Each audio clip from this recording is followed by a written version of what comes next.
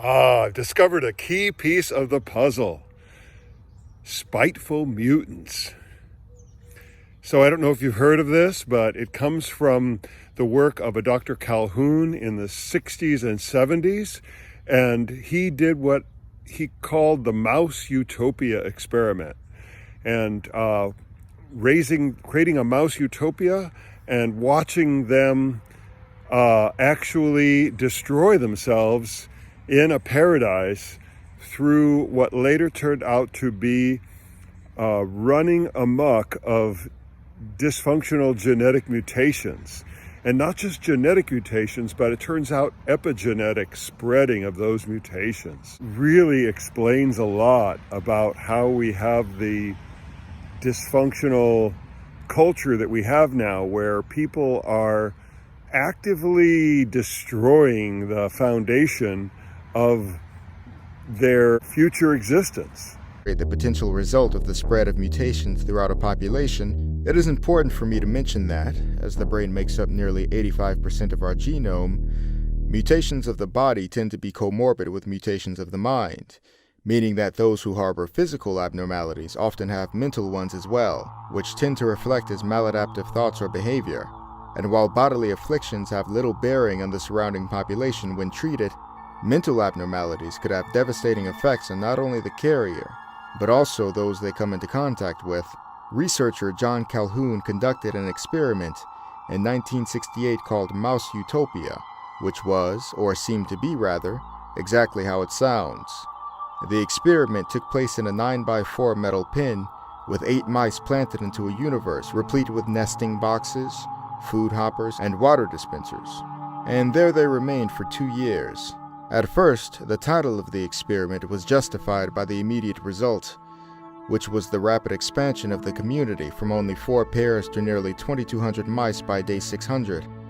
Though that number may seem large in comparison to the original 8, the habitat had enough nesting space to allow up to 3,840 mice in total. The expansion of the general population boomed initially, but the growth had slowed down dramatically from days 315 to 600. And with that decline came other odd results, such as a collapse in social structure and normal mouse behavior. The rodents had begun wounding their young and expelling them before weaning was complete. The males were unable to properly defend their territory due to a decrease in testosterone, and females and males swapped gender roles, with the former behaving more aggressively than the latter. After day 600, which is when the population hit its maximum, the precipitous decline began, and it didn't stop until extinction. During this unprecedented decline, females were unable to reproduce, as the males had withdrawn completely from the mating scene, and instead chose solitary lives in which they did nothing but eat, sleep, and groom themselves. These mice, due to their sleek coats and fastidious regimes, were known as the beautiful ones.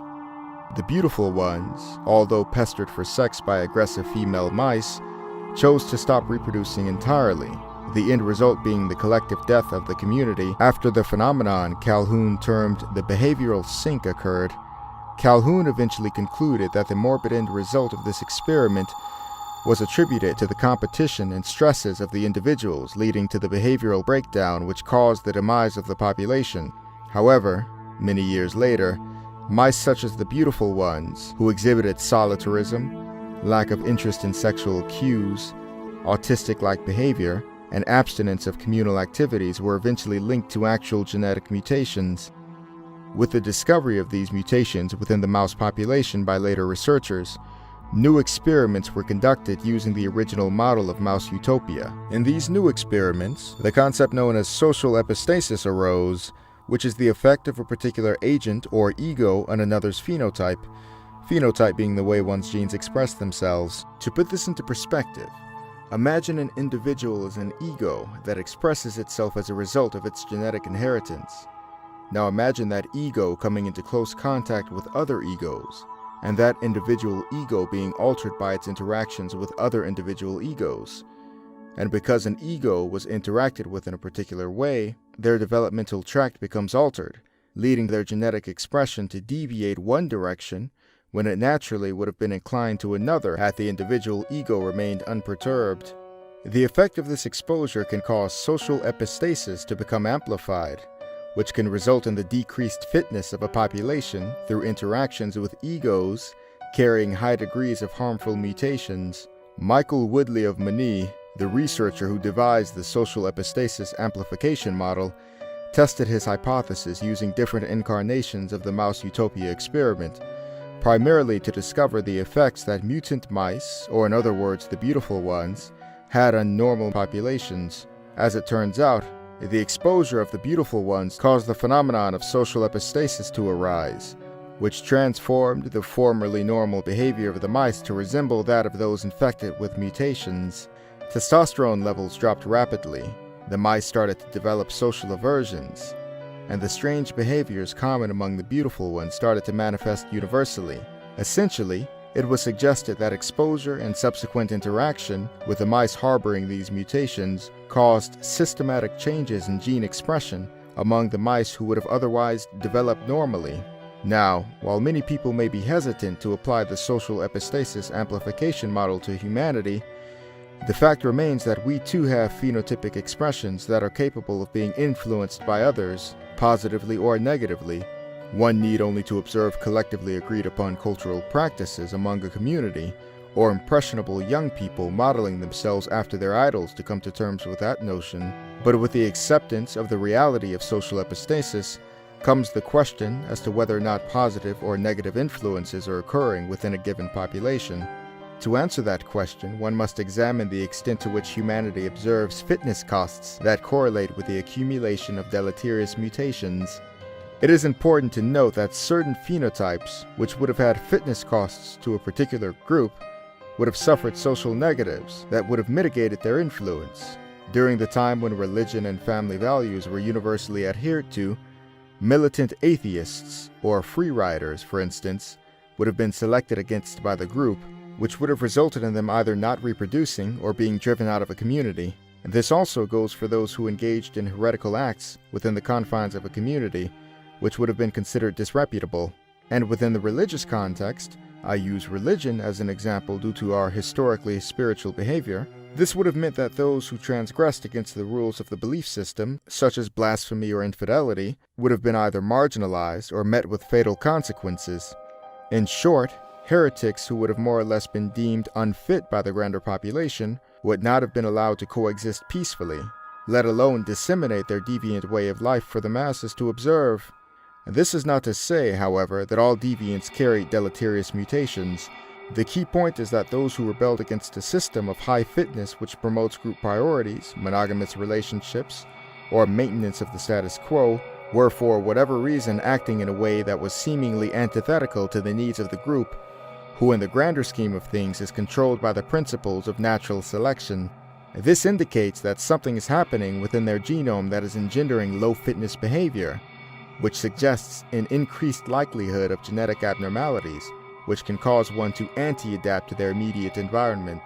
But what happens if these ingrained principles were to shift and become replaced not by the intangible dictations of nature, but by the very individuals who are suspected of harboring legacy loads of genetic mutations? Before we engage in this innocuous thought experiment, let us define a few traits which may give indications of a high mutational load. Examples include, but are not limited to, depression, which is known to be to some degree contagious, psychopathic deviance, a phenomenon which tends to prioritize one's own fitness at the expense of group interests, and anti-family or community behavior, such as can be seen in the beautiful ones in Mouse Utopia.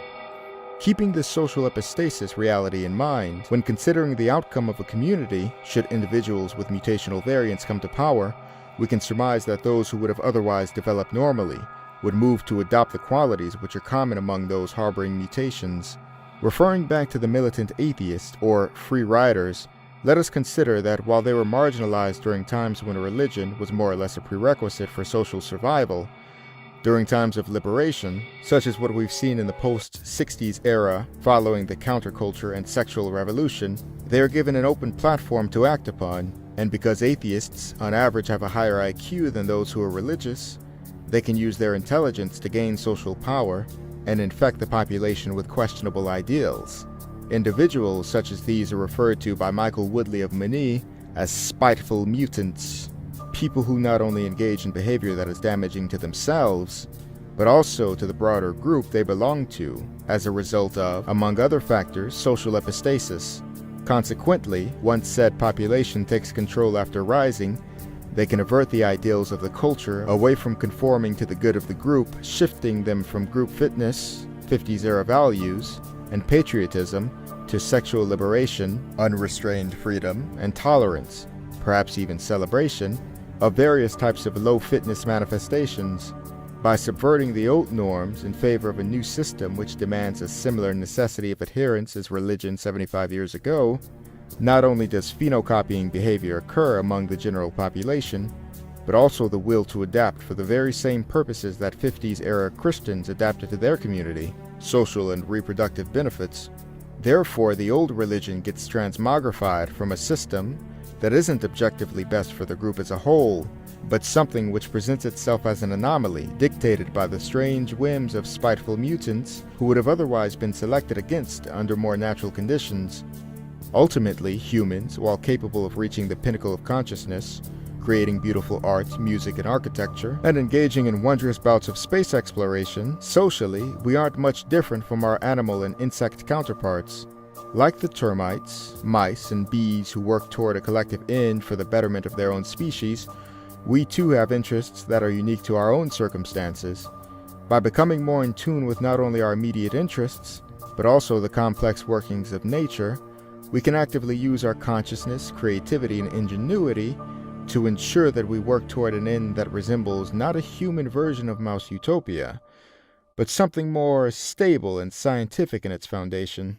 There's very good background also in this written article on Spiteful Mutants that may cause this video to be censored because it's from a website that is not approved by our masters.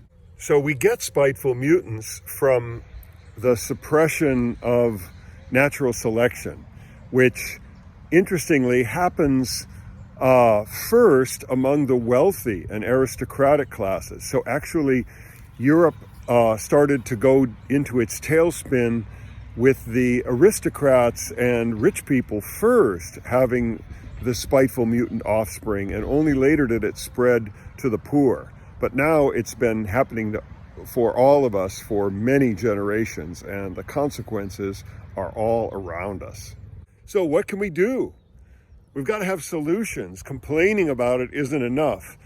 And I'm going to work on solutions. There are people who are working on solutions.